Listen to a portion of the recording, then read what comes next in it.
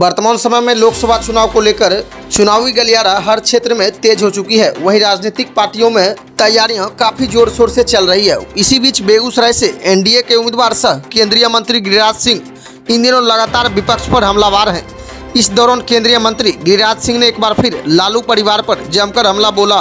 उन्होंने कहा है कि देखिए, आज 303 सीट जब आया तो नरेंद्र मोदी ने पूरे दुनिया में भारत को अग्रिम राष्ट्र बनाया। जिस दिन 400 के पार सीट होंगे, भारत को विश्व गुरु बनाएंगे। यही नरेंद्र मोदी और देश का सपना है। देश जितना मजबूत होगा उतना नरेंद्र मोदी मजबूत होंगे, उतना देश के बाहर दुनिया में भारत विश्व गुरु की ओर अक्सर होगी।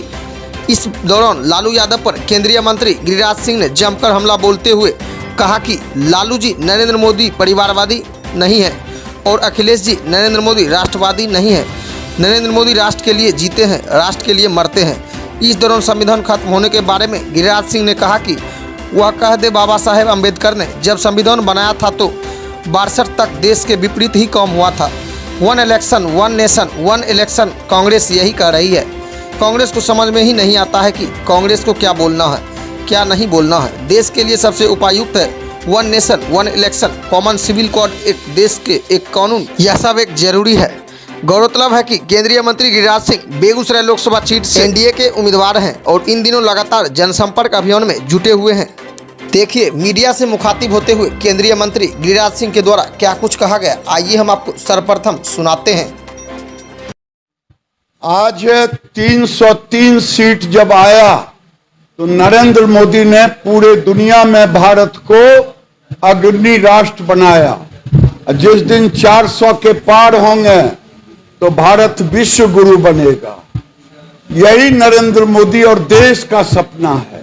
देश जितना मजबूत होगा उतना नरेंद्र मोदी मजबूत होंगे और उतना देश के बाहर दुनिया में भारत विश्व गुरु की ओर अग्रसर होगा।